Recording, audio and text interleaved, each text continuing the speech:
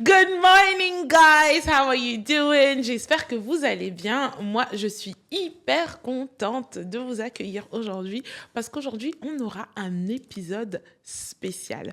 Aujourd'hui, on va accueillir mon ami Kenzo Assini, qui est expert en communication et en résolution de conflits. Mais il fait beaucoup plus que ça. Mais je le laisserai se présenter dans un deuxième temps. Mais avant ça, je ne suis pas seule. Et non. Je suis accompagnée de l'unique et du meilleur qui s'appelle Nicolas Lemaire. Oui, c'est moi. Et avec lui, on va pouvoir interroger notre très cher invité Kenzo.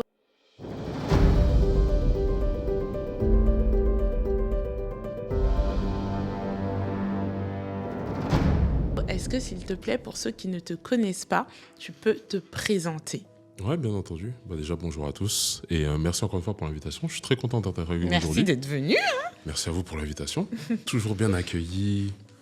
Excellent. Alors, je me présente pour ceux qui ne me connaissent pas encore. Je suis Kenzo Assini. Je suis connu aujourd'hui pour être un expert en communication et en résolution de conflits. À côté, j'ai d'autres activités. J'ai monté une académie qui s'appelle l'Académie Calan, qui est une académie de communication et de leadership. Et en parallèle, j'organise, avec cette même académie, on organise des retraites pour que les personnes prennent un temps pour se déconnecter, prendre soin d'eux. Aussi simple que ça. Et après, on a d'autres activités, mais on aura l'occasion d'en reparler pendant Alors, on parle souvent justement du bien-être de l'entrepreneur. Ça en fait partie. Donc là, il y a beaucoup d'activités que tu viens de citer. Est-ce qu'il y a une activité qui prend plus le pas sur une autre, ou c'est tout ça réuni en même temps? Je dirais que c'est plus tout ça réuni en même temps. Là, aujourd'hui, je suis en train de faire en sorte à ce qu'il y ait un écosystème qui se crée autour de moi où on va pouvoir proposer en fait un maximum de valeur en fait à nos clients. C'est pour ça que je collabore avec des psychologues, des thérapeutes, des experts aussi dans leur domaine, pour que ensuite, dès que les personnes ont des besoins spécifiques, en fait, qu'on puisse les recommander directement. Et l'idée en fait, c'est que on crée un circuit où les personnes sont autonomes et elles prennent elles-mêmes leurs décisions. Parce que le but, encore une fois, c'est pas de tenir les personnes. Au contraire, c'est juste de mettre des solutions à disposition pour qu'elles puissent trouver ce qu'elles recherchent. Moi, je vais lire un des témoignages que j'ai vu de l'un de tes coachés, qui dit clairement ce changement et ce choix, je ne l'aurais pas fait sans les masterclass de Kenzo sur la famille et comprendre l'importance de la famille et surtout pour nos enfants. Est-ce que tu peux nous en dire plus? Qu'est-ce que tu fais? Comment ça se passe? Enfin, voilà. Ouais. Et on parle de changement, donc de transformation de vie. Comment Alors, ça se passe? Ça, c'est un volet que je suis en train de développer dans l'académie, que j'avais déjà commencé avant. Alors, pour la petite anecdote, moi, la raison pour laquelle j'ai commencé tout ce qui est neurosciences, psychologie humaine, relations, c'est par rapport à, aussi simple que ça, ma famille. Et du coup, en fait, je me suis très vite rendu compte que la qualité des relations qu'on entretient dans notre famille, en réalité, elles vont déterminer qui on est, ce qu'on va faire plus tard, et aussi notre bien-être, que ce soit mental, émotionnel et autres. Donc, je me suis dit, en fait, autant me positionner sur ces sujets-là. En fait, ce qui s'est passé au fur et à mesure, en fait, j'ai commencé à apprendre des techniques de coaching, j'ai commencé à comprendre comment les dynamiques relationnelles fonctionnaient. Et je me suis dit, si ça arrive à solutionner des choses chez moi, en fait, ça va forcément aider des personnes autour. Et en fait, moi, tout ce qui est en lien avec la famille, ça me touche particulièrement parce que je reste persuadé qu'en fait, la famille, c'est c'est le cœur de la société. Une société ne peut pas se créer si elle n'a pas des familles, en fait. Et tu penses que, en fonction des familles qu'on a, on est, câblé ou destiné à rester dans ce même mood familial? C'est quoi ton avis là-dessus? Alors, c'est intéressant ce que tu pointes là, en réalité. Alors, ta question, c'est est-ce que, si je synthétise, est-ce qu'en fait, c'est notre famille qui détermine qui on va être et ce qu'on va devenir? Oui, en partie. En réalité, oui, on est la reproduction de nos parents. Ça veut dire que dans nos gènes, on a le gène de notre père, de notre mère, mais on a aussi le gène de tous nos arrière-grands-parents, etc. Ouais. Ça veut dire que même physiquement, vous deux, vous ressemblez certainement soit à votre père, soit à votre mère, ou peut-être même les deux. Ou alors à un oncle, à une tante. C'est le cas ou pas? Oui, naturellement. Et on m'a parlé, tu me diras si c'est vraiment ça, du fait que nos parents ne nous transmettent pas juste notre ADN en termes de caractéristiques physiques, mais aussi des tendances, du caractère, de tous les détails qu'on est, c'est la somme de nos ancêtres. C'est-à-dire que si dans nos ancêtres, il y a eu des personnes qui ont subi certains traumatismes, nous, on va reproduire les effets de ces traumatismes-là sans s'en rendre compte. Peut-être à un niveau moindre, mais ils y sont. Est-ce que c'est vrai ? Est-ce que ça va aussi loin que ça ? Oui. Totalement, en fait, c'est alors pour ceux qui veulent se documenter sur ça, on appelle ça la psychogénéalogie et le transgénérationnel. Et en fait, moi, j'avais envie de travailler sur ça parce que je me rendais compte à un moment donné que dans mon fonctionnement, dans mon comportement, j'étais en train de dupliquer des schémas. Je ne savais pas d'où est-ce qu'ils venaient. Et en faisant un certain travail, je me suis rendu compte qu'en fait, c'était ce qu'on appelle des schémas hérités. Tu peux nous donner un exemple, peut-être ta vie ou une personne qui avait un certain comportement et après qui... Il y en a un qui me vient automatiquement, mais par rapport à ce que je fais. Moi, j'ai un de mes grands-parents. Le père de ma mère, en fait, c'est un ancien diplomate qui est maintenant à la retraite. Et il a été porte-parole pour des présidents, pour des gouvernements, etc. Et moi, il faut savoir que quand j'étais en train de faire un travail sur moi, où j'essayais de trouver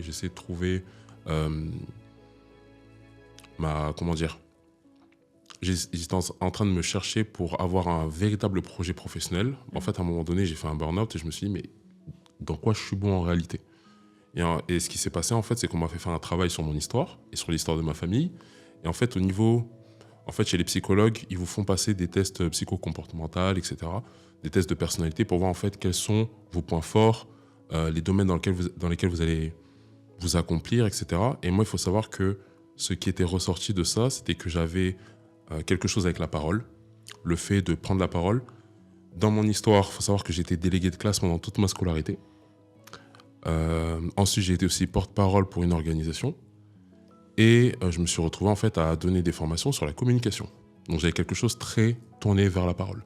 Il faut savoir après que, du côté de ma mère, la parole c'est quelque chose de très important. Donc on nous a transmis en fait ces valeurs-là sur le fait que la parole doit être impeccable, etc. Et en fait, si je regarde toutes mes tantes, elles ont quelque chose de très prononcé avec la parole. Donc en réalité, le cadre dans lequel je suis, c'est un cadre dans lequel je me sens très bien, je m'épanouis, etc. Mais en fait, c'est quelque chose qui est aussi à la fois hérité, mais que moi aussi j'ai choisi. Parce qu'en réalité, on peut aussi choisir de faire autre chose. Tu vois. Oui, parce que en fait, comme on dit souvent, on choisit pas sa famille, on choisit ses amis. Mais pour autant, comment devenir autre que ce que tes parents t'ont transcrit dans les gènes et dans l'éducation ? Parce que dans la progression naturelle de l'enfant, il y a ce conflit de vouloir être différent des parents et de vouloir s'en détacher. Mais ça, c'est normal. Et justement, comment s'émanciper et apprendre. Tu vois, par exemple, tu parles de communication. Ouais. Moi, je sais que dans ma famille, c'est pas des communicants. Moi, je le suis un petit peu plus. Mais pour autant, c'est quelque chose sur lequel j'ai pas forcément envie, tu vois, d'être comme eux. Comment t'expliques ça et comment justement aller de l'avant par rapport à ça ? C'est une très bonne question là, que tu pointes. En réalité, ce qui va se passer, alors ça dépend comment est-ce qu'on voit les choses. Là, directement, tu peux te dire, ouais, mais moi j'ai envie d'être différent d'eux. Donc ça veut dire que je vais prendre une autre voie, un peu comme le vilain petit canard. Je sais pas si vous connaissez l'histoire. Oui. Ok. En réalité, ce qui va se passer, c'est que dans tes comportements, dans tes skills, on va plus parler de soft skills, en fait, ce qui va se passer, c'est que tu as déjà hérité de certains comportements qui sont présents déjà dans ta famille. Maintenant, ça ne veut pas dire que tu vas suivre la même voie qu'eux. Tu peux très bien faire ça dans ton contexte. Par exemple, je connais une personne qui... Alors, ses parents étaient éboueurs. Il faut savoir que sur un plan, systémique, les éboueurs, en fait, ils ont une fonction bien particulière comment on appelle ça ? Dans certaines communautés anciennes, en fait, comment ça se passait ? On fonctionnait par famille, mais par groupe de familles. Ça veut dire qu'il y avait la famille des guérisseurs, la famille des commerçants, la famille qui faisait partie de l'organisation du village et autres. Et en fait, il y avait une fonction qui était attribuée à chaque famille. De castre, comme peut y avoir dans certains pays. Exactement. Et en fait, ce qui va se passer, c'est que généralement, quand on voit ça comme ça, on se dit, bon, ça veut dire que, par exemple, les guérisseurs, ça va être uniquement des médecins. Mais c'est pas comme ça, en fait, que c'est traduit. Un boulanger, un cuisinier, un éboueur, un médecin sont tous des guérisseurs. Donc, en réalité, c'est pas vraiment dans le métier même qu'on va retrouver cet ADN-là, c'est vraiment dans la fonction, en fait. Donc, tu veux dire que l'éboueur, dans sa génération future, peut devenir médecin ? Il peut très bien devenir médecin, et on en voit. Hein. On voit des personnes qui changent radicalement de métier du jour au lendemain parce qu'ils se sentent mieux dans d'autres métiers. Mais en fait, ce qui va se passer, c'est qu'il y a des comportements, des façons de penser qui sont hérités, qui vont te permettre d'être plus à l'aise. Par contre, ça ne veut pas dire que tu vas faire exactement la même chose. Oui, parce que là, tu parles de comportement, mais après, il y a des facilités, des capacités, et des dons, des talents. Oui. On sait aussi, il y a des études qui ont été faites, que forcément, c'est plus dur de se sortir dans un contexte social compliqué, plutôt que quand on est dans une famille, on va dire, à peu près... pas modeste, mais en tout cas d'un niveau social correct. Exactement. Parce que, juste pour ajouter, en fait, par exemple, moi, au début, je voulais faire l'informatique. J'ai fait de l'informatique, ça n'a pas fonctionné. Pourquoi tu voulais faire l'informatique ? L'opportunité financière, le marché qui fonctionnait bien. Et en fait, ce qui s'est passé à un moment donné, c'est qu'il y a eu le burn-out. Je ne me retrouvais pas, en fait, dans le circuit dans lequel j'étais. Et j'avais l'impression de ne pas œuvrer dans quelque chose qui me nourrissait et qui nourrissait l'autre. Donc en fait, qu'est-ce qui se passait à chaque fois que je rentrais dans une entreprise, soit ça ne fonctionnait pas, je partais, soit je me retrouvais en fait à être dans les relations humaines, ça veut dire faire du management. Et ça a été ça souvent. Donc j'aurais très bien pu... Parce qu'au début, il y a cette chose-là où on se dit « Ouais, mais en fait, j'ai pas envie de faire comme ma famille. » Mais ce que tu fuis te poursuit à un moment donné. C'est-à-dire qu'à vouloir éviter quelque chose, mais en fait, c'est cette chose-là même que tu vas attirer à toi à un moment donné. Et c'est physique, c'est à la fois physique, métaphysique. Et je pense qu'il y a des personnes aussi qui vont se retrouver dans ce schéma-là où, comme les personnes qui ne veulent pas dupliquer le même comportement que leurs parents. Il y a deux façons de faire. Soit on essaie de l'éviter. En fait, ce qui va se passer, c'est qu'on va créer le même comportement à la finalité. Soit on décide de l'accepter. Et on décide de prendre ce qui est bon et on laisse ce qui est moins bon. Je pense que vous connaissez cette histoire. Moi, je veux savoir ce que tu en penses et que tu nous donnes ton analyse. Il y a l'histoire de ce père ivrogne qui est mort d'ailleurs parce qu'il était ivrogne et qui a eu 2 fils. Il a eu un fils qui est devenu ivrogne comme son père et l'autre qui n'a jamais touché une goutte d'alcool. Et quand on demande à l'ivrogne « Pourquoi tu es devenu ivrogne ?» Parce que mon père était ivrogne. On a demandé à l'autre qui n'a jamais touché une goutte d'alcool « Pourquoi est-ce que tu ne bois pas ?» Parce que mon père était ivrogne. Comment tu l'expliques ? Même père, donc même vécu, comportement complètement opposé. Je pense que c'est ce qu'on appelle le libre arbitre. Oui, mais c'est vrai que là, tu prends cet exemple d'alcool. Tu en prends des exemples un peu plus trash. Tu vois, par exemple, de l'inceste ou ce genre de choses. On dit souvent que c'est parce que la personne a eu aussi ce genre de problématique étant enfant. Qu'est-ce que tu penses de ça ? Parce que ça, c'est pas simple non plus. Ça fait partie de toi, même si t'as pas forcément envie que ça fasse partie de toi. Mais c'est quand même là. En fait, la question, c'est ce que j'en pense par rapport à l'inceste, par exemple ? Non, pas forcément par rapport à ce sujet-là, mais plus par rapport au fait d'avoir l'ADN, tu sais, de tes parents, et justement de reproduire finalement ce que... Voilà. En fait, ce que je voulais dire par mon histoire, c'est... Tu parlais du fait que quand on veut fuir quelque chose qui est en nous, ça finit par nous rattraper. Ouais. Mais là, dans ce cas de figure, on a 2 enfants qui ont eu 2 destinées complètement opposées, malgré le fait qu'ils avaient la même source. Tu vois ? Mais du coup, il y avait quand même ce dont je parlais, en fait, le libre arbitre. À un moment donné, c'est comment est-ce que tu prends l'expérience. Et c'est OK, ça dépend en fait de chacun. Et heureusement, en fait, qu'on a le choix, en fait, à un moment donné, de choisir. Parce que, en fait, chez les 2 enfants, ce qui s'est passé, c'est qu'il y a une personne qui se sentait beaucoup plus à l'aise sur le fait de continuer à faire ce qu'elle a toujours connu. Et en fait, à un moment donné, le facteur du changement, c'est un vrai sujet.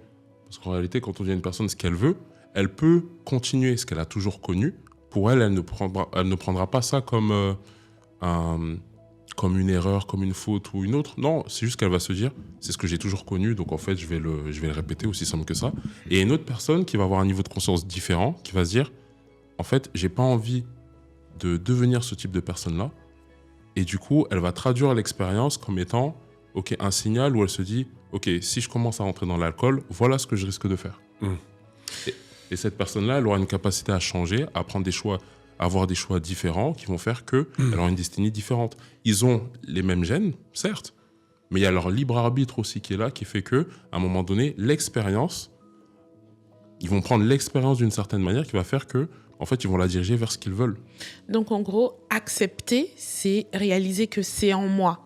C'est pas accepter, donc je vais devenir comme ça automatiquement, tu vois. Parce qu'il y a ce truc de, quand tu disais, s'il essaye de fuir, bah, ça va le rattraper. Mais au fait, c'est plus accepter le fait qu'il y a un problème et ensuite décider que malgré ce problème, je vais changer. Mais c'est le fait de nier ce problème-là qui ferait qu'on se retrouve dedans, c'est ça? Exactement. Parce qu'après, encore une fois, généralement, ça, c'est plus les psychologues qui en parlent, les psychologues et les thérapeutes, ils nous disent que, en fait, les choix et les décisions que les humains prennent vont toujours dans le sens de ce qu'ils veulent eux. En réalité, un humain, il ne prend jamais une décision qu'il ne veut pas assumer. C'est toujours une décision qui va l'apaiser à un moment donné. Par exemple, quelqu'un qui boit, c'est parce qu'en réalité, peut-être trop boire, c'est pas bien, c'est pas bon pour la santé, mais c'est quelque chose en fait qui va dans le sens de ce qu'il veut. Il va trouver un bénéfice derrière. Et en réalité, ce bénéfice-là, en fait, c'est une question de choix. Il n'y a pas de bon ou de mauvais. C'est là, à l'instant T. Oui, c'est son choix. Ouais, voilà. Peut-être que ça ne le sera pas plus tard et il changera d'avis. Exactement. Et toi, dans ton accompagnement, parce qu'on parle beaucoup, là, c'est plus du développement personnel. Comment tu accompagnes les gens parce que je pense que tu accompagnes des particuliers, des professionnels, les deux? Particuliers et professionnels, ouais. Ouais. Si on prend l'exemple des professionnels, des chefs d'entreprise, principalement, je ne sais pas si tu en as beaucoup. Plus des managers que des chefs d'entreprise. C'est comment tu les accompagnes? Qu'est-ce que tu peux faire avec eux? Qu'est-ce que tu fais avec eux? Pour les managers, ce qui se passe généralement, c'est qu'on va travailler sur la relation qu'ils ont avec leurs équipes. Parce que généralement, ce qui se passe, et aujourd'hui on le rencontre beaucoup, on a des managers aujourd'hui qui ont des personnes de différentes générations. Donc déjà, il faut s'acclimater aux différents types de générations qu'on rencontre. Il y a aussi les managers qui rencontrent un conflit dans leurs équipes. Et lorsqu'il y a un conflit dans la communication au sein des équipes, c'est la productivité déjà qui est mise en jeu, la santé mentale des équipes aussi, donc à un moment donné le turnover, et ce qu'on va appeler aussi la marque entreprise, parce que ça va jouer aussi sur... la marque employeur. La marque employeur, pardon, merci. Ça va jouer en fait sur la notoriété de l'entreprise. Et en fait, ces enjeux-là aujourd'hui, en fonction des structures, il y a des services qui sont déjà mis à disposition pour travailler ça, mais à un moment donné, en fait, les managers, comme les parents dans les familles, ont un rôle capital dans la productivité d'une entreprise, mais aussi en fait dans la santé mentale en fait de leurs employés. Même si on pense à un moment donné que ça n'est pas de leur responsabilité, etc., c'est OK, en fonction de la culture d'entreprise de certains groupes, c'est OK, mais que l'on veuille ou pas, en fait, dans la relation, dans tout ce qui est intelligence relationnelle, on est tous responsables, que ce soit salarié, que ce soit manager, chef d'entreprise ou autre. Et en fait, avec les managers, ce que je fais, en fait, on refait de la formation. L'idée, en fait, c'est de les accompagner sur le plan intelligence émotionnelle et aussi sur la communication pour faire en sorte, en fait, à ce que leurs équipes soient déjà productives, se sentent bien. Parce que quand les personnes se sentent bien à un endroit, peu importe la tâche qu'on va leur donner, ils vont rester. Là, on voit énormément de personnes se diriger vers l'entrepreneuriat, non pas parce qu'ils ont un projet entrepreneurial fixe, mais parce qu'en fait, à un moment donné, ils ne se sentent pas bien dans l'espace qu'ils occupent. Et c'est ça, en fait, pour moi, l'un des enjeux de notre société aujourd'hui, c'est vraiment ce capital social-là, où à un moment donné, on a besoin de personnes qui se sentent bien là où elles sont et qui sont là, en fait, où elles doivent être. Donc, dedans, on va parler aussi de transition professionnelle, parce qu'on a énormément de personnes qui changent de métier à un moment donné. C'est aussi travailler sur les biais de la santé mentale. Pourquoi ? Parce que, et les psychologues le montrent déjà aujourd'hui, quand on parle de santé mentale, généralement, on va dire aux personnes, va voir un psychologue, va voir un thérapeute, va voir un professionnel de la santé. C'est OK. Mais il faut savoir que la qualité de la relation que l'on développe avec notre entourage a une influence directe sur notre santé mentale. Tu veux dire que c'est les relations qui contribuent aussi à la santé mentale, et ceux qui partent justement en burn-out, c'est encore autre chose. C'est pas uniquement que les relations, c'est plus le surmenage. Oui, le surmenage, la relation qu'ils ont avec leur entreprise, mais aussi la relation qu'ils ont avec leurs proches. Parce qu'à un moment donné, c'est une question d'équilibre. Parce que la personne, si elle fait un burn-out, c'est qu'à un moment donné, il y a quelque chose qui ne va pas dans son activité professionnelle, mais elle n'est pas H24 au travail. À un moment donné, il y a besoin de rééquilibrer. Et en fait, c'est sur ça aussi qu'on peut travailler quelquefois, où l'idée, c'est de retrouver un équilibre pour que les personnes aussi soient performantes dans les métiers qu'elles développent, tout simplement. Et là, tu as dit quelque chose d'intéressant, que les gens restent dans les boîtes où ils se sentent bien. Moi, je veux savoir, d'après toi, qu'est-ce qui est prédominant? Le salaire qu'ils vont gagner ou leur bien-être au sein du groupe dans une boîte? Alors, il y a des tests qui ont été faits, il y a des études qui ont été faites dessus. Au début, on pense que c'est le salaire. Il y en a beaucoup qui disent le salaire, mais à la finalité, sur le moyen long terme, c'est c'est le bien-être, en fait. Donc, si tu es chef d'entreprise, traite bien les gens, même si tu les payes pas bien, ils vont rester. J'ai vu cette étude, c'est beaucoup plus la reconnaissance. Les gens sont plus sujets à avoir de la reconnaissance plutôt qu'une augmentation salariale. Exactement. Ça, c'est des choses qui ont coûte pas cher. Qui ont été vues. Bah, ça coûte pas cher, si, ça peut coûter cher. Mais c'est important. Enfin, ce que je veux dire, c'est que c'est accessible. À partir du moment où tu traites bien les gens. Oui, après, je pense pas que c'est une question de coût. Je pense que c'est plus une question de temps, de timing. Des fois, c'est ça. Ouais. Parce que dans la notion de productivité, généralement, les critères qu'on va prendre, c'est le temps, l'énergie et l'argent. Ouais. Et pour revenir avec ce sujet de développement personnel, qu'est-ce que tu peux dire parce qu'il y a beaucoup d'acteurs sur le marché du développement personnel. Il y en a énormément. Je ne vais pas les citer ici, mais il y en a qui pensent que c'est du bullshit, il y en a qui pensent que c'est des arnaques, il y en a qui pensent que ça ne sert à rien. Qu'est-ce que tu peux dire par rapport à ça? Il y a tellement de choses à dire, on en parlait encore tout à l'heure. En fait, sur le plan du développement personnel, aujourd'hui, ce qui se passe, c'est que déjà, il y a la notion aussi de tendance. Où à un moment donné, le développement personnel, c'était très tendance à partir de 2016, je pense, 2014-2016. Ça a commencé à devenir très tendance en France. Et on a vu énormément d'auteurs, de coachs arriver sur le marché.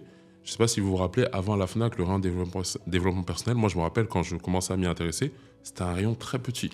J'avoue que je ne sais même pas qu'il y avait un rayon de développement personnel.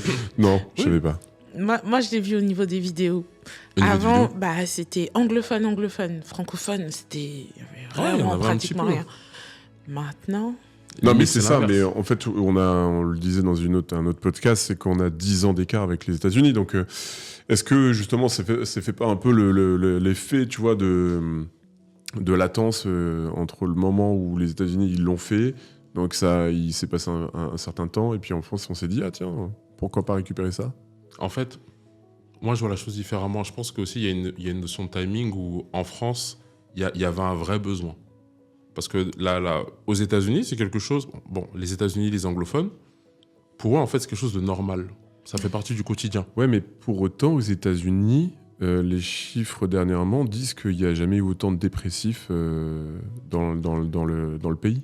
Parce qu'il y a d'autres facteurs qui rentrent en compte. Mais pour la France... Et qu'ils sont plus sous antidépresseurs que justement à prendre des coachs de développement personnel. Mais après, il y a la culture qui rentre aussi en jeu. Ouais. Et il y a aussi le contexte sociopolitique et il y a le contexte aussi économique qui rentre en jeu. Par exemple, en France, ce qui s'est passé, moi, pour avoir vu ça de loin, c'est qu'à un moment donné, en fait, ce qui se passe, c'est que déjà, on a tout ce qui se passe sur le marché du travail. À un moment donné, on a des personnes qui ne se retrouvent pas dans le métier qu'elles sont en train d'exercer. Donc déjà, elles vont commencer à chercher d'autres solutions. Ensuite, ce qui se passe, c'est que sur le plan d'éducation, on a de plus en plus de décrochage scolaire. Donc, ça veut dire qu'on a des personnes qui, à un moment donné, ont besoin de gagner de l'argent, vont commencer à chercher des solutions X, Y. Maintenant, soit ces personnes ont les ressources nécessaires et on les finance pour aller voir des professionnels, soit elles vont chercher les solutions d'elles-mêmes. Elles vont sur Internet, elles vont regarder tout ce qui se passe sur le plan de la psychologie humaine, le développement personnel, etc. Moi, par exemple, j'ai connu le développement personnel. Alors, moi, déjà, on l'apprend chez moi, dans ma famille, très tôt, mais j'ai découvert ça ici à travers l'entrepreneuriat, autrement dit le MLM. Donc en fait, qu'est-ce qui se passe? Les personnes... Pour ceux qui ne savent pas ce que c'est, tu peux dire ce que c'est? Multi-level marketing, en d'autres termes, c'est du marketing relationnel. On a une licence dans une entreprise Et en fait, on devient apporteur d'affaires. Et à partir de là, en fait, on recommande le service, etc. On se fait rémunérer pour ça. Pyramidal, quoi. Alors non, Un attention, pas système pyramidal, justement. Ouais. Système pyramidal, ça, c'est encore autre chose. Ok. Mais il y a des MLM où c'est des systèmes pyramidaux. Ouais, puisque moi, j'avais vu une entreprise, justement, qui faisait les deux. Mais tu vois, par exemple, Tupperware, Ouais. Tupperware, c'est du marketing relationnel. C'est des mamans qui se recommandaient des boîtes en Tupperware et qui après se le... Qui n'existe plus aujourd'hui d'ailleurs, je crois. La Ils ont boîte arrêté Ça, je sais plus. La marque Tupperware, je sais pas si elle existe Mais encore. effectivement, il y a des boîtes. Alors, c'est pas Tupperware, c'est le robot cuisine de cuisine là, Moulinet. le Thermomix, qui aussi se vend uniquement que justement en vente. Pas, je sais pas comment on appelle ça, vente directe, je crois. C'est ça, Comme ça. la vente justement. directe. Et c'est déjà reconnu en France, etc. En tout cas, il y a une génération de 4 personnes qui ont découvert le développement personnel à travers le MLM. Et ensuite, en fait, étant donné que c'était quelque chose de nouveau, en fait, avec Internet, ça a été très vite viral. Les personnes se recommandaient les livres, Père riche, Père pauvre, Réfléchissez à devenir riche, Comment se faire des amis, etc. Et étant donné en fait, que ça répondait à un véritable besoin, étant donné que ces choses-là, on ne les apprend pas à l'école, alors qu'on devrait, on les apprend à travers le sport éventuellement. On apprend quelques valeurs à travers le sport et on apprend aussi quelques notions à travers les écoles de commerce. En tout cas, moi, j'ai vu qu'en école de commerce, on recommande déjà ces choses-là. Mais moi, par exemple, j'étais dans l'informatique, on ne m'a jamais parlé de psychologie humaine, de réfléchir, devenir riche, etc. En fait, qu'est-ce qui se passe? À un moment donné, ces personnes-là décident de prendre ce contenu, de le partager. Et étant donné qu'il y a une niche qui est là, il y a des personnes qui vont se spécialiser dans cette niche. Mais qui ne sont pas forcément légitimes à le faire. C'est là où après, du coup, ça devient plus des personnes qui vont recommander ou qui vont transmettre un contenu qu'autre chose. Maintenant, là où ça devient un peu plus compliqué, et c'est un peu comme dans tous les domaines, aujourd'hui, c'est que l'univers du développement personnel et aussi de la psychologie humaine est tellement accessible et du coup, en fait, juste le métier de coach, tu peux être coach sans avoir la certification de coach en France. En fait, ce qui s'est passé, c'est qu'il y a des personnes qui ont vu une opportunité, comme à l'époque des coachs de sport, et on s'est retrouvé en fait avec énormément de personnes, et c'est comme partout, dès que quelque chose est nouveau, en fait, les personnes s'y intéressent, et il y a des personnes qui vont voir la vague arriver, donc l'opportunité arriver, et qui vont se dire, je suis coach en développement personnel, je suis coach en etc. Alors qu'en soi, le développement personnel, même le sport, c'est du développement personnel. C'est une discussion que j'avais eue hier avec un coach, hier dans un after work, qui comprenait pas, justement parce qu'il était en développement, ça faisait je crois 1 an ou 2 qu'il était dans sa profession et il avait du mal à performer et à développer sa clientèle. Et en fait, moi je lui donnais un petit peu ma vision du coach et que c'est proscrit, c'est-à-dire qu'on entend trop ce mot coach à tout bout de champ, qui est un peu un mot galvaudé, c'est-à-dire que Clairement. ça veut plus rien dire finalement. Tout le monde est coach. Comme tu dis, il y a coach de sport, coach de vie, coach de ménage, coach de nutrition. Et là, tu te dis, ok, encore un coach. Et finalement, tu vois, tu prends plus cette valeur au sérieux. Et c'est aussi une éducation qu'il faut, à mon avis, faire de votre côté pour justement dire c'est quoi un bon, c'est quoi un mauvais coach. Surtout qu'on n'a pas la culture en plus. C'est quoi un vrai, c'est quoi un faux. Parce que en tant qu'individu, on ne sait pas trop vers quoi se diriger, quoi. Après, c'est large. C'est-à-dire que ton père peut être ton coach sans certificat, tu vois. Il y a un cadre aussi. Oui, c'est ça, oui. C'est ça le truc. Mais finalement, est-ce que c'est quoi finalement un bon coach? C'est quoi finalement quelqu'un qui t'accompagne correctement? Quelqu'un qui t'accompagne correctement. Alors, quelqu'un qui t'accompagne correctement, déjà, c'est une personne qui a un cadre. Un cadre, ça veut dire qu'elle connaît déjà le périmètre sur lequel elle va t'accompagner. Connaître le périmètre sur lequel elle va t'accompagner, ça veut dire être conscient de ce qui est OK et de ce qui n'est pas OK. De ce qui est juste, de ce qui ne l'est pas, de ce qui est de l'ordre de l'abus et de ce qui est de l'ordre du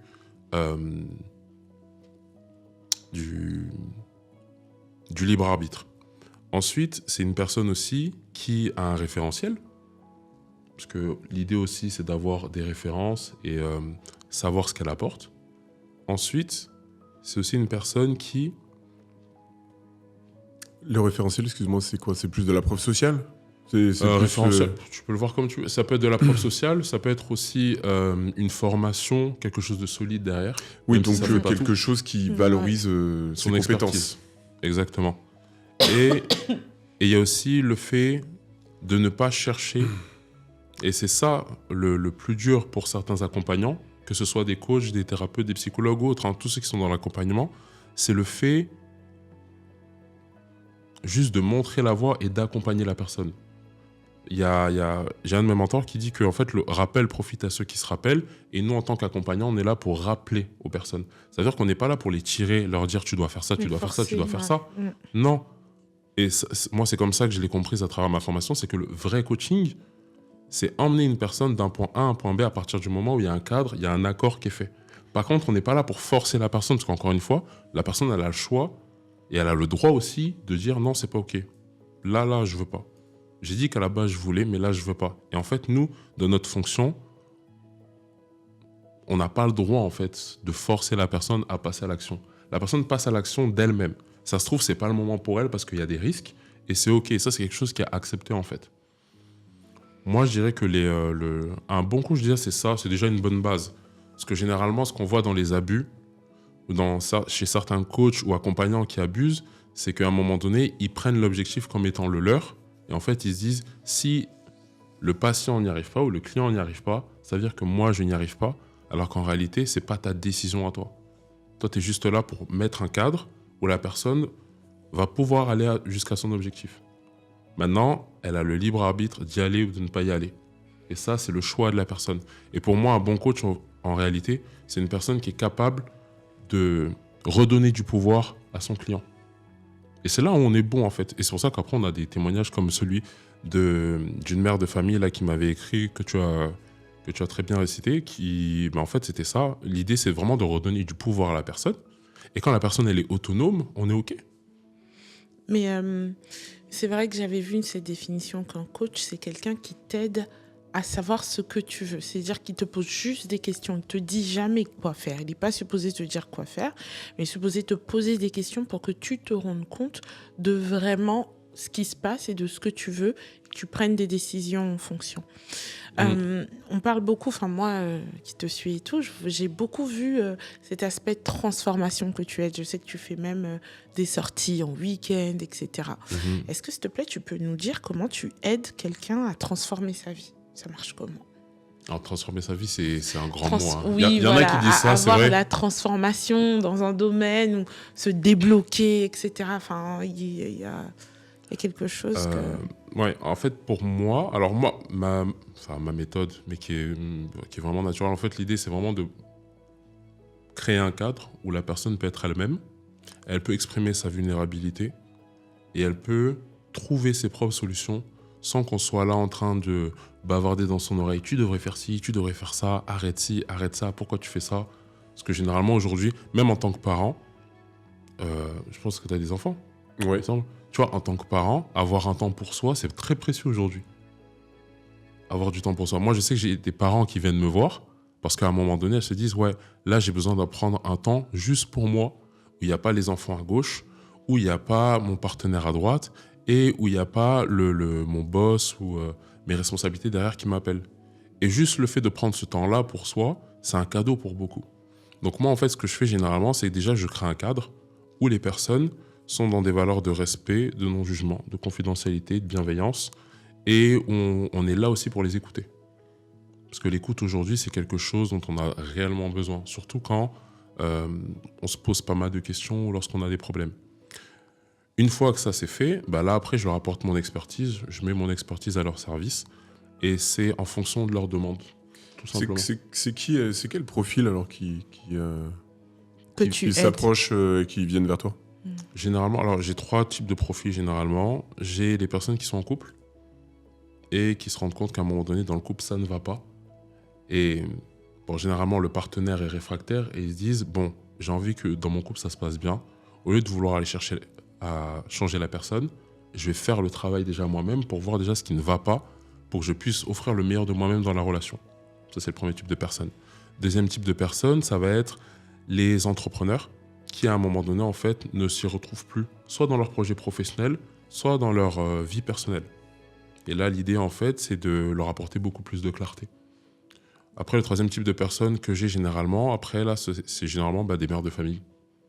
Des mères de famille qui, à un moment donné, avec toutes les responsabilités qu'elles ont besoin de remettre, de remettre ça tranquillement et se dire, oui, au niveau de la famille, il y a des choses qui se trament, j'ai envie de le régler. Je me rends compte que je suis en train de développer les mêmes comportements que ma mère que je ne veux pas, j'ai envie de régler ça. Ou alors, c'est des problématiques que ces personnes-là traînent depuis pas mal d'années et elles se disent, bon, là, maintenant, il y en a assez, j'ai envie de travailler ça directement. Et après, comment ça va se passer? C'est soit en séance individuelle, même si j'en fais très peu, ou là, en fait, là, c'est limite de la chirurgie, parce qu'en fait, on travaille l'histoire de la personne. Soit après, en fait, c'est à travers des ateliers de groupe.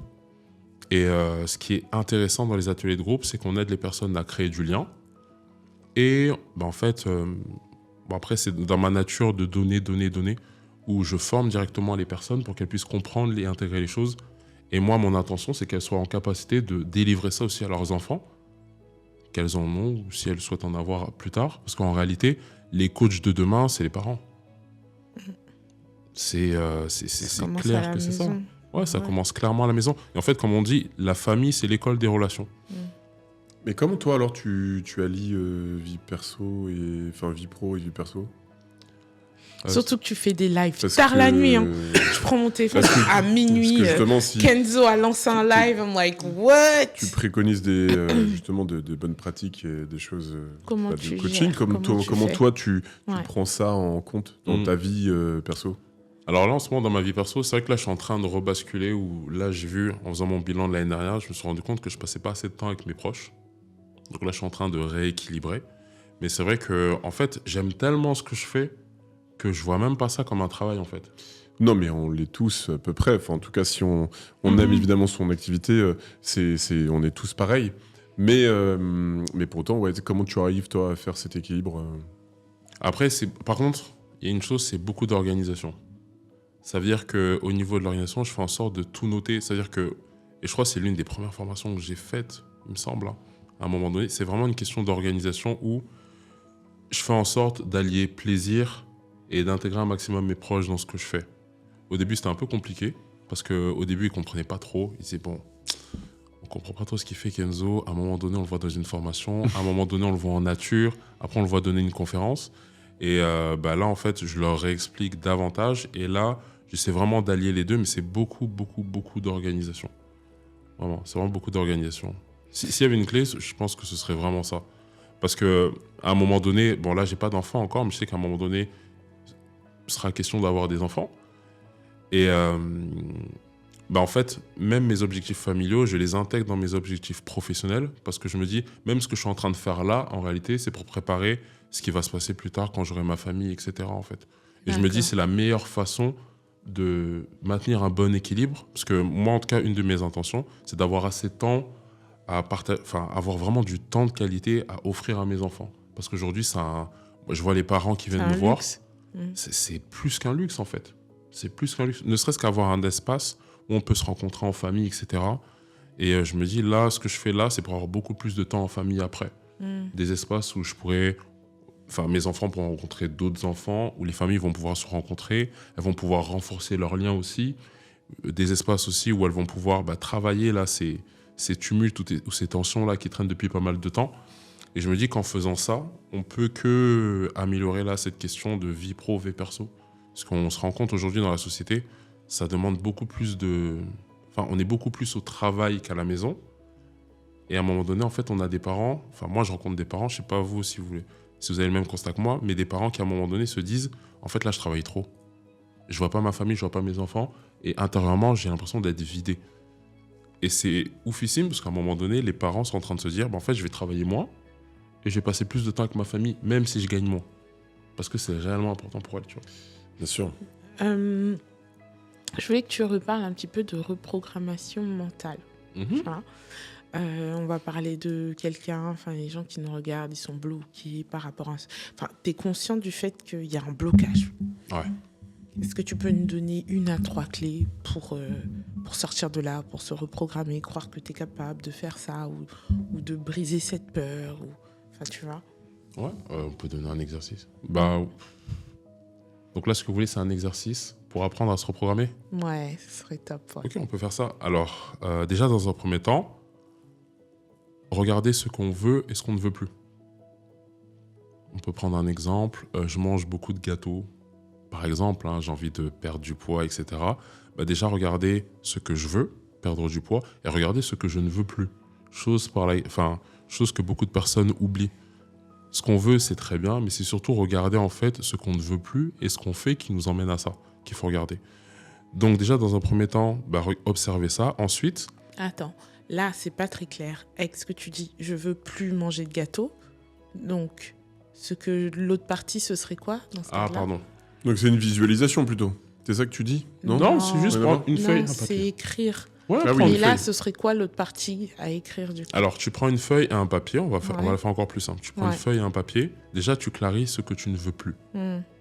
Mais vraiment le désir qu'il y a derrière. Parce que généralement, on va dire, je vais arrêter de manger des gâteaux. Mais c'est pas ça le désir qui est là. En réalité, c'est arrêter de prendre du poids. Oui, donc c'est pas forcément manger des gâteaux le problème. Exactement. Et déjà, dans un premier temps, c'est important de clarifier ce qu'on veut et ce qu'on ne veut plus. Parce qu'il y a la première phrase qui va venir, c'est OK, c'est le mental qui va parler. Mais après, il y a le désir qu'il y a derrière et c'est ça qui est important à trouver. C'est pour ça que beaucoup de personnes, en fait, à un moment donné, décident de mettre en place des nouvelles routines. Mais les nouvelles routines, elles vont durer 2 semaines et après, elles vont retomber dans les pseudo-travers. Par exemple, quand on commence le sport, les personnes qui s'inscrivent à la salle de sport, je ne sais pas si vous avez vu les stats. Si, mais c'est en janvier, le modèle économique justement des salles de sport, ils le savent très bien et ils peuvent en fait avoir plus de personnes que de remplissage de la salle. Et ça fonctionne comme ça. Donc en Au bout gros, de 3 mois. Ouais, les gens ils se concentrent sur je veux aller à la salle, mais c'est pas la salle qu'ils veulent, c'est le corps. Oui, c'est ça, c'est pas la salle. Et des fois, c'est même pas le corps, des fois, c'est encore autre chose. Des fois, c'est plaire à leur mari, des fois, c'est voir les tablettes d'abdominaux, des fois, c'est avoir un physique prêt pour l'accouchement. Ça dépend. Et en fait, chacune a sa propre réponse. Une fois que ça, c'est clair, regardez ce que je ne veux plus. Et ensuite, regardez tout ce qui me mène à ça, en termes de pensée, d'émotion et de comportement. En gros, on fait un espèce d'audit. Pourquoi est-ce qu'on fait les pensées, les émotions et les comportements ? Parce qu'en réalité, c'est ces 3 conditions qui font qu'on a ce résultat-là. Et à un moment donné, ce qui va se passer, c'est qu'on va retravailler les pensées, les émotions et les comportements. C'est comme ce que disait Einstein, la folie, c'est de faire toujours les mêmes choses et attendre un résultat différent. En fait, là, l'idée, c'est de changer ce qu'on fait pour avoir un résultat différent. Tu peux entrer dans les détails. Là, on reste dans le truc de je perds du poids, tu vois. Donc, comment est-ce que tu peux changer tes émotions par rapport à ça ? Alors, un exemple, un dessert que vous adorez. Un dessert que vous pouvez manger tout le temps. J'aime bien les cookies américains, petits moelleux que tu manges à la cuillère. Voilà. Ouais, les brownies, c'est très bien aussi. Ouais, brownies aussi. Ouais. Les brownies ? Ok, on va prendre les brownies. Alors après, pour l'alimentation, on va prendre ça marche aussi. Les brownies. Est-ce que tu te rappelles la première fois que tu as mangé un brownie ? J'étais jeune. Ce qui te revient, le souvenir le plus ancien. Ouais, c'était sûrement à l'heure du goûter. Ok, à l'heure du Après goûter. l'école, Tu te sentais comment quand tu mangeais un brownie ? Je me sentais... C'était un sentiment de récompense, tu vois. Ok, un sentiment de récompense. Donc déjà, intérieurement, il y a brownie, récompense, mais au niveau de l'émotion. C'est bon, plaisir. Okay, c'est bon, du plaisir. Ouais. Ok. Est-ce qu'il y a une notion aussi de je me sens bien, je suis à l'aise, tout va bien, paradis, sunshine, etc. Il y a sûrement quelque chose comme ça. Oui, bien sûr. D'accord ? Donc le comportement, c'est que tu mangeais des brownies. Ok. Maintenant, ces brownies, on prend le cas d'une personne qui abuse des brownies. Le fait qu'elle mange des brownies, ça l'emmène à prendre davantage de poids. Ok ? Maintenant, la personne veut perdre du poids. Donc il va falloir qu'elle change un de ces 3 paramètres. L'idée, soit tu retravailles ton rapport au brownie, soit tu remplaces le brownie par autre chose. Et l'idée, c'est de se rappeler que, ok, le brownie, quand tu manges un brownie, tu es en train de prendre du poids. Donc on retravaille la croyance derrière le brownie. Le brownie, c'est pas juste quelque chose qui va te récompenser, qui va te permettre de te sentir mieux. C'est surtout te rappeler que le brownie, c'est ce qui te fait prendre du poids. Et l'idée, c'est qu'on fasse une dissociation entre le brownie et, par exemple, un bourrelet. Mais ça va être de la préparation mentale, où on va conditionner en fait la personne. Au lieu d'associer le brownie avec le plaisir, on va associer le brownie avec le bourrelet ou avec les kilos en trop. D'accord ? Et là, on va rentrer dans une forme de conditionnement de préparation mentale. Et on va créer ce qu'on appelle des ancrages. Pour que la prochaine fois que la personne voit un brownie, elle ne va pas voir le plaisir qu'il y a derrière et le souvenir du plaisir. Elle va se rappeler que, en fait, là, je vais prendre 3 kilos et je vais saboter ma shape. C'est hyper intéressant, ça. Ouais. Alors, et si on peut prendre l'exemple, parce que je sais que dans le podcast, il y a beaucoup d'entrepreneurs et puis, ou même des futurs entrepreneurs qui nous regardent.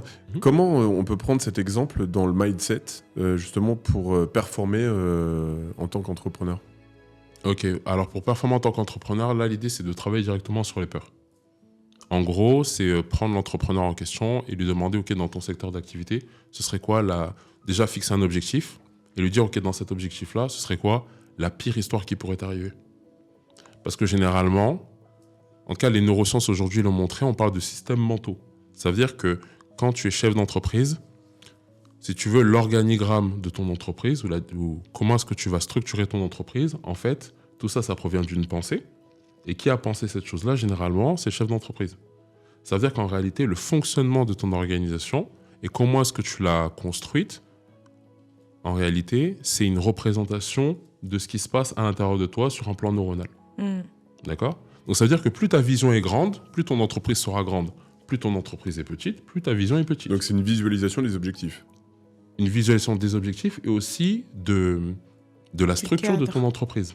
Ça veut dire quoi ? Ça veut dire qu'en réalité, pour faciliter ton entreprise, en fait, il faut qu'on soit en capacité de faciliter tes schémas de pensée. Et après, ça devient de la systémique. Par exemple, si dans ton entreprise... C'est de la préparation mentale, là. Ouais, c'est clairement de la préparation mentale. Ça. Et en fait, ce qui se passe, par exemple, et ça, c'est oufissime parce que certaines personnes ne s'en rendent pas compte, si dans ton entreprise, tu as un problème au niveau des relations humaines, c'est que dans ta vie, tu as certainement des problématiques sur les rapports humains que tu entretiens. Si à un moment donné, tu as des problématiques, j'ai une bêtise, dans le secteur financier, d'accord, avec la comptabilité et autres, tu verras que souvent, tu as des problématiques toi-même avec tes finances, avec ta comptabilité.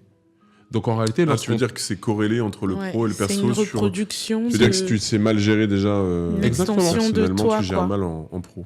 Et c'est pour ça que généralement, dans les grandes entreprises, les coachs interviennent surtout chez les CEO.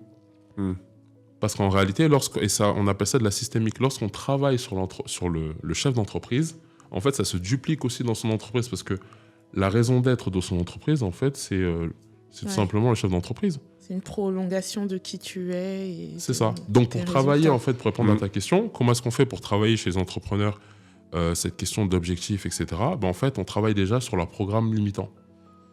On leur demande, OK, quelle est leur vision, quels sont les objectifs qu'ils veulent atteindre. Et ensuite, on va travailler, en fait, on va passer au script toutes les croyances limitantes qu'ils ont et qui les empêchent, en fait, de s'étendre. Et en fait, à force de faire ça, ça va leur permettre de voir beaucoup plus loin. Et lorsqu'ils sont en capacité de voir beaucoup plus loin, ils sont en capacité de voir aussi les opportunités d'avance. Par exemple, ne serait-ce qu'aller à un networking. Aller à un networking sans objectif, tu vas te retrouver au buffet, tu vas prendre un verre d'eau et tu risques de repartir chez toi. Si par contre, intérieurement, tu es déjà préparé à te dire « Ok, là, actuellement, dans mon entreprise, j'ai 3 besoins. J'ai besoin d'un expert en IA, par exemple. J'ai besoin d'un expert en finance ou en fiscalité, parce que j'ai envie d'améliorer la fiscalité. Et j'ai besoin d'un ingénieur, un ingénieur télécom. » Déjà, tu es conditionné à trouver ce type de personnes-là. Et tu verras que dans le flot de personnes que tu vas rencontrer, en fait, ton radar, il est déjà prêt à se dire « Ok, expert en IA, c'est celui que je cherche. » Et tu vas... Généralement, ça se passe tout le temps comme ça. Tu trouves cette personne. Ouais, donc c'est vraiment de la préparation mentale. C'est vraiment de la visualisation, de préparation mentale. C'est un peu comme un grand sportif qui veut réussir à obtenir des résultats pour sa compétition. C'est exactement la même chose. Et ça prend combien de temps pour reprogrammer ton... En fait, ça dépend des objectifs, du besoin. Parce que tu vois, on peut partir de la simple phobie. Et après, ça dépend des personnes. En fait, ça ne dépend pas simplement de la méthode, mais surtout de la personne. Parce que moi, dans mon approche, je fais en sorte d'aller au rythme de la personne. Mais tu vois des résultats à partir de combien de temps ? Je parle en moyenne, parce qu'évidemment, on ne peut pas partir sur un cas particulier, mais si on prend sur 10 personnes, sur le mindset... Ah, le changement ? Ouais. Une séance. Non, mais une séance, C'est-à-dire qu'en une séance, une la séance personne, elle d'une s'est heure. débarrassée de sa peur ou Non, elle a c'est- vu les On a parlé de brownies changement. comme... On a parlé de changement, pas d'objectif atteint. Non, mais il voit les changements, mais moi, je parle d'opérer ces changements et d'avoir les résultats Objectif liés à atteint. ce Donc changement. on parle d'objectif atteint et pas de changement. Pas la même Parce que le chose. changement, c'est différent. Ouais. Le changement, c'est déjà juste avoir un comportement différent, comprendre des choses différemment et voir ta réalité différemment. Alors, si on parle de résultats. Si on parle de résultats, à partir de 3 semaines, 3-4 semaines, Et c'est une séance par semaine. une séance par semaine. Ouais. Donc après 4 séances. Après 4 séances. Après, il y a des personnes, moi par exemple, je sais qu'il y a une personne qui est venue me voir pour la phobie des chats en une séance. Ok. Après, c'est en fonction de la sensibilité de la personne vis-à-vis de son objectif. Parce qu'il y a des personnes, ça va être des choses qui sont en lien avec l'enfance, où l'idée c'est d'avancer progressivement pour balayer ce qui est à balayer. Et il y a des personnes, en fait, c'est tout simplement une croyance qui portait, mais qui n'a... Moi, j'appelle ça les croyances périmées. C'est des croyances, en fait, qui étaient valables il y a 20 ans, mais qui n'ont plus lieu d'être. Et le fait qu'elles aient juste la connaissance qui leur permet de passer à un niveau supérieur, bah, en fait, ça enlève la peur.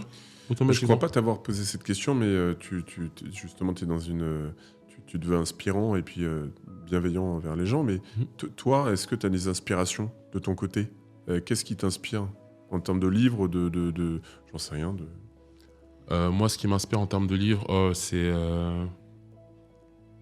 il y en a plusieurs. Hein. Parce qu'en fait, j'ai un côté un peu multipotentiel où je m'intéresse à tout domaine qui mène à une performance ou du changement. Donc, je peux très bien lire des livres très spirituels, comme passer à des livres très techniques sur l'efficacité professionnelle, comment atteindre un objectif. Comme après, je peux lire des romans, enfin de plus en plus de romans.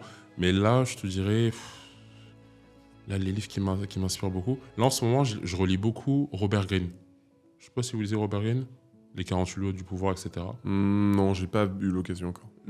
Celui que je vous recommande, les lois de la nature humaine. C'est un livre qui parle essentiellement de la psychologie humaine et des dynamiques relationnelles dans la société. Celui-là, il est énorme.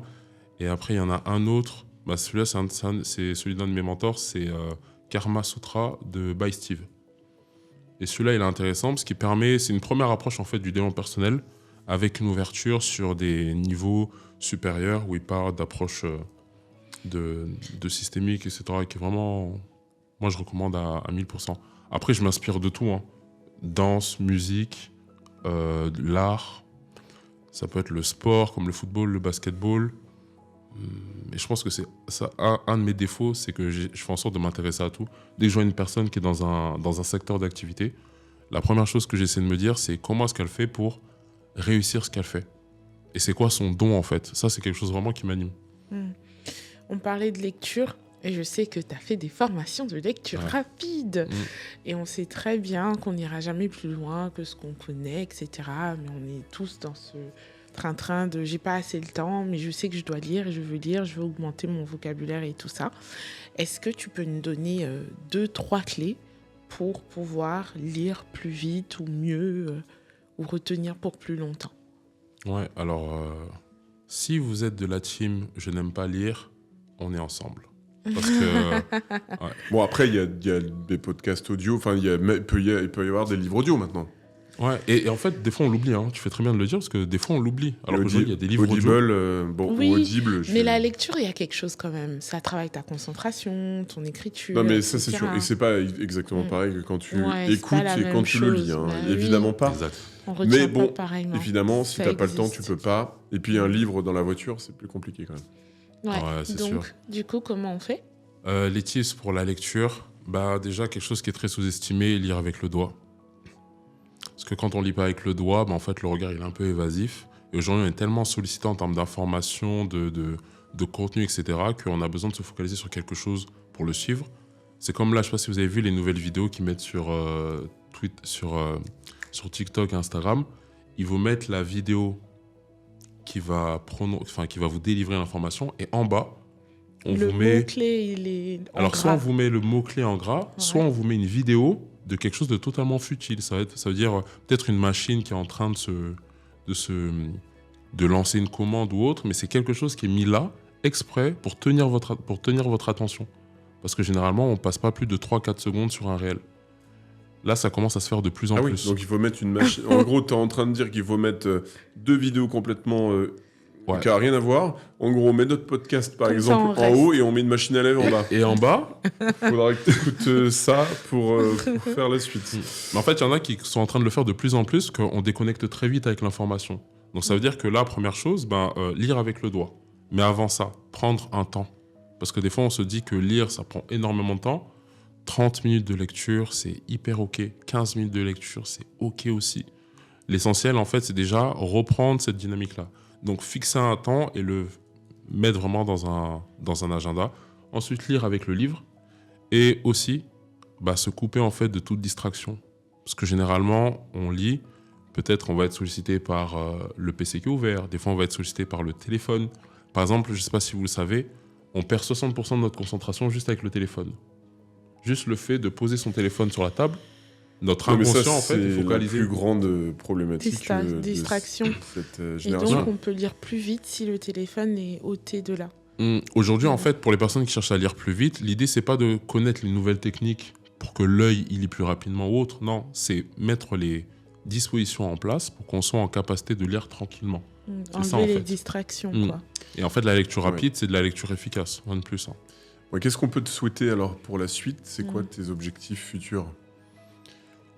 Pour la suite, objectif futur, c'est développer l'académie et créer des espaces comme je suis en train de le faire où les personnes peuvent venir être elles-mêmes, être vulnérables et grandir intérieurement. Tu peux nous reparler de ton académie ?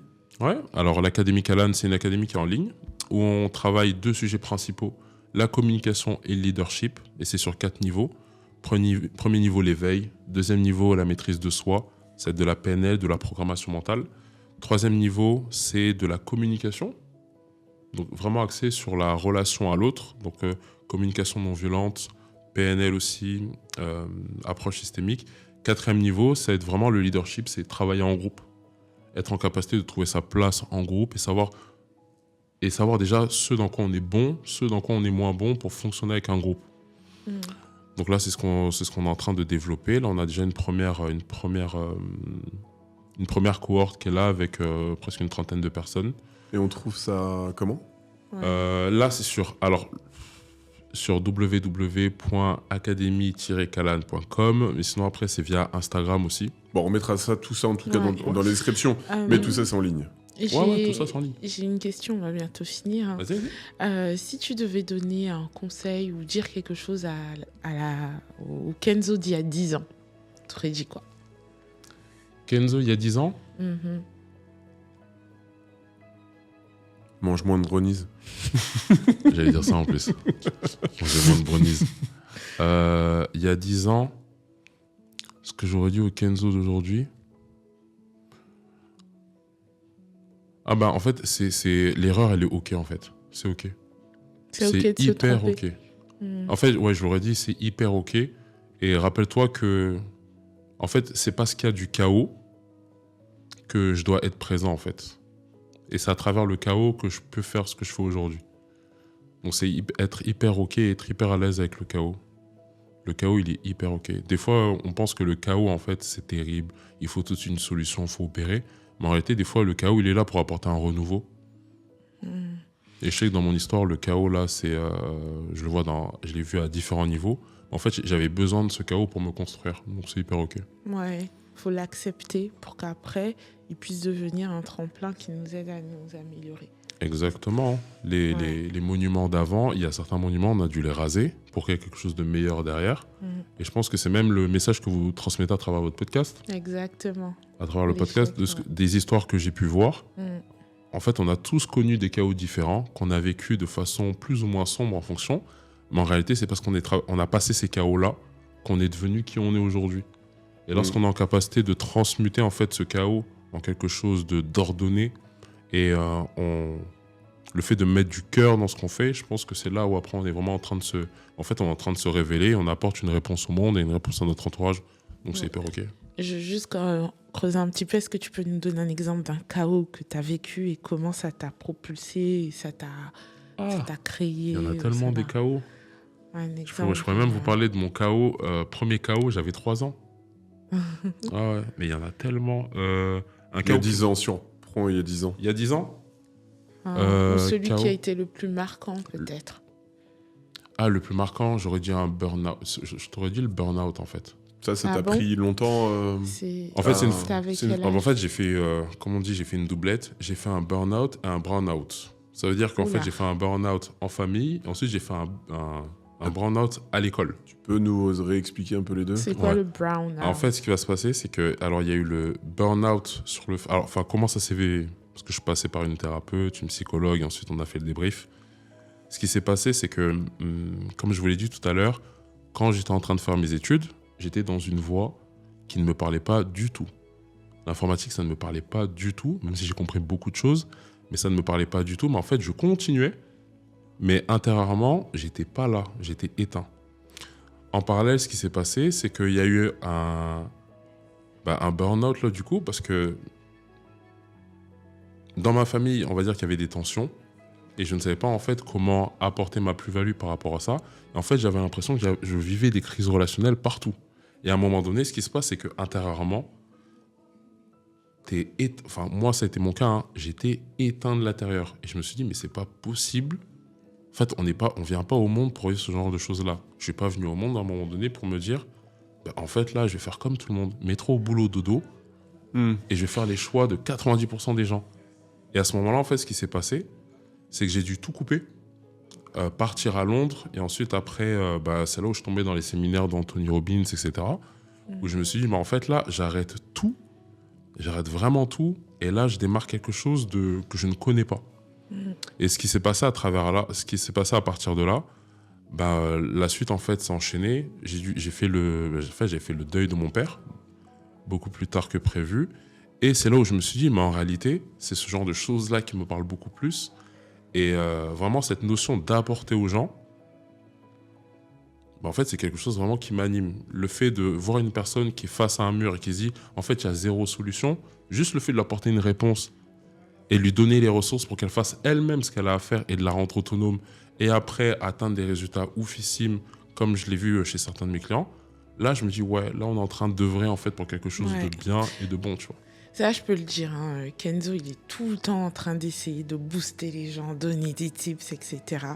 Mais je reviens sur ce que tu as dit. C'est quoi la différence entre un burn-out et un brown-out? Ah, alors attends, que je me rappelle bien correctement. Mais en fait, le burn-out, c'est quand là, tu es en train d'exploser, ça va plus.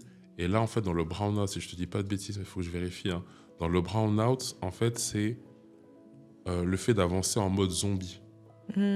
Tu vois, il y a une notion où tu es là, il n'y a pas forcément ça ressemble en plus au burn-out, hein, mais il n'y a pas forcément de réaction ou quoi que ce soit, mais en fait, c'est comme si tu étais en train de mourir de l'intérieur. Tu es en mode automatique, quoi. Ouais, mais c'est plus que ça. Ça veut dire qu'en fait, tu es en mode automatique, tu sais que c'est pas fait pour toi, mais tu vas quand même, en fait.